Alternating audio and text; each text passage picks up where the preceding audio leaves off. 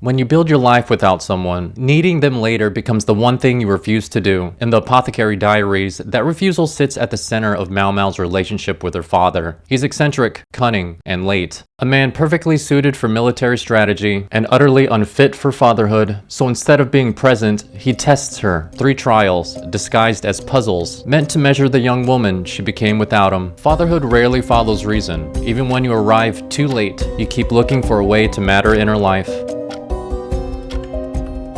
Maomao grew up without a father. To be fair, she was raised by her adoptive father, Lumen, a skilled apothecary and one of the most prominent in the region. She chose to follow in his footsteps, learning the ways of medicine so she could help others, and occasionally test poisons on herself. She was born and raised in the Pleasure District, a red light quarter built on transactions, appearances, and survival behind closed doors. It's a world of brothels and back rooms where desire is commodified, and people learn quickly which parts of themselves are safe to reveal and which must be hidden. She has 3 older sisters who helped raise and mold Maomao into the bright young woman she is today, and looming over all of it is the old granny who runs the brothel, a woman less interested in sentiment than profit. Always one step ahead, counting coins like they might try to escape. Raised in less than simple circumstances, Maomao develops a practical, often jaded outlook. Razor smart, self-reliant, and drawn to poisons and medicine. Don't let her looks deceive you. She's far more smarter than she lets on, and she runs laps around people with far more power and status than her.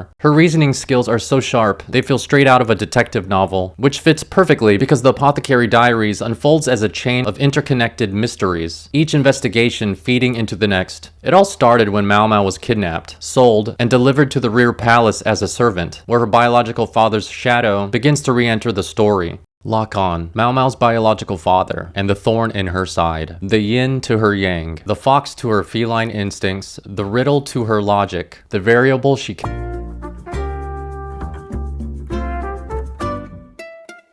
Cunning is an eccentric and brilliant military strategist, a man who wears a monocle for reasons no one ever explains. You know you made it when you walk around everywhere with a jar full of juice. But that oddity is only the surface. Cunning has what's called prosopagnosia, face blindness. He can't recognize human faces. Most people look like go pieces to him. Men are black stones and women are white stones. Members of the military and government are pieces of Shang-Chi, or Chinese chess. Cunning definitely has a unique condition, but more on that later. What's important is that once he notices a piece worth studying, he doesn't look away. In episode 15, Cunning hears rumors about a new maidservant staying at Jinxi's residence. She's described as intelligent with a cold look. That rumor alone is enough to catch Cunning's interest, because to him, a new and unexpected piece has appeared on the board. When a bureaucrat falls into a coma after eating what appears to be poisonous fish, Cunning uses his position and network of influence to involve the rumored clever servant girl, intentionally placing Maomao in the middle of the situation as a test. I think Maomao would have done it anyway. The moment the word poison enters the conversation, she's wide-eyed and fully locked in, like someone just shook a bag of treats in front of her. What proceeds to follow is a series of tasks indirectly sent to Maomao. Cunning visits Jinxi's office daily, disguising intent as idle conversation, and Jinxi, whether he realizes it or not, becomes the courier for each new test. As mentioned earlier, Maomao's first test was the poisoning of the bureaucrat. She was able to solve the mystery by... What? You think I was going to spoil it for you? Nope. Let's just say I learned a lot about food. In episode 16, Maomao is introduced to her second test. It revolves around a master goldsmith, a strange will, and 3 very confused sons. Do you want to know why they were confused? Well, in the will, it stated that the first son would get the outbuilding studio, the second son would get a cabinet with goldsmith decorations, and the third son would get a fishbowl. Yes, a fishbowl. What's more, the master goldsmith also had a secret technique that he never taught anyone, not even his sons. Maomao was tasked with uncovering what that secret technique actually was, which of course she discovered. At this point in the story, Maomao's already proven herself, not just as an apothecary, but as a capable investigator in her own right. She's solved several high-profile cases during her stay in the rear palace and outer court. She's really made a name for herself. It's also around this time that Maomao begins to connect the dots as to who is really assigning her these mystery cases. Let's be honest, it was only a matter of time. Jinxi isn't choosing these cases himself. He's being fed them by a particular eccentric, high-ranking official. Her suspicions are finally confirmed when Jinxi asks her to meet with Cunning. It was quick, but that look she gave him said everything. If looks could kill. The third and final task, episode 22, Blue Roses, and probably my favorite of the three. Not because it carries any deeper meaning or significance, but because it was the only one where I knew the answer almost immediately. Lock-on challenged Gingy to produce blue roses for a formal event, knowing full well that roses were out of season, and that blue roses are traditionally considered impossible to grow. Maomao is hesitant at first, until she hears who is behind the request. That's when she steps up, and sure enough, she pulls off a miracle by the end. This tells you everything you need to know about Maomao. You can never count her out, despite the odds. Great character. From a poisoned bureaucrat to a goldsmith's twisted will, to roses that shouldn't exist at all, each trial sharpens her instincts and pushes her closer to the truth. After the 3 trials, Maomao is ready. She made the preparations, learned her part, and set the stage. Lock-on isn't the only one who can manage people like pieces on a board.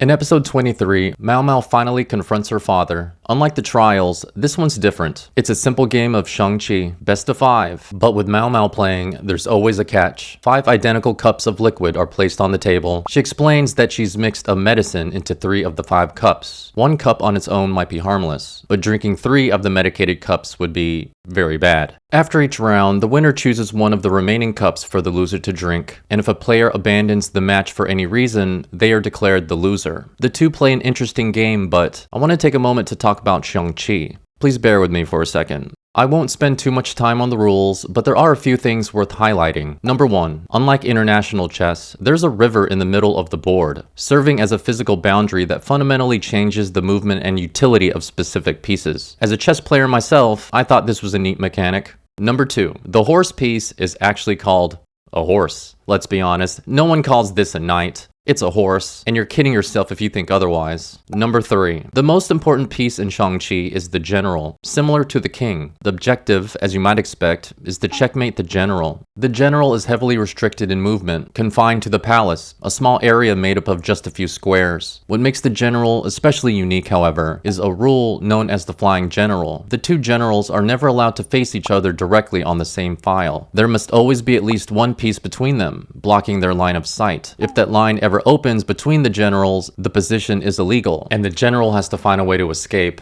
Oh, and about the match between Maomao and her father, if you're wondering who won, it's the more clever person. Lock-on may not have played a large role in Maomao's life, but he genuinely cares about her. Even from afar, he still watches, tests, and looks for ways to stay connected. When Maomao's at her worst, Lock-on will step in to help where needed, even if it's at arm's length. When she goes missing, he springs into action, moving mountains for her. Maomao has every right to feel the way she does, but there's a valid reason why Lock-on wasn't around during her childhood. One so tragic it would make any parent doubt their place in a child's life, and makes the finale of season 1 hard-hitting and heartfelt. Remember earlier in the video when I said Lock-on can't see most people's faces? There are only a few he can see, and those few mean everything to him. One of them is Maomao, but like a general in Shang-Chi, she's protected by the pieces around her, an army standing between them, blocking any line of sight. Lock-on would do anything to be the flying general, to cross the battlefield, ignore the rules, and reach her at last. However, certain moves are forbidden for a reason. Regret doesn't let you cross the river. It only lets you see it. Thanks for watching, and as always, remember to save your progress, because arriving late can matter more than never arriving at all. If you made it to the end of the video, please consider liking and subscribing. It really helps the channel. Thanks.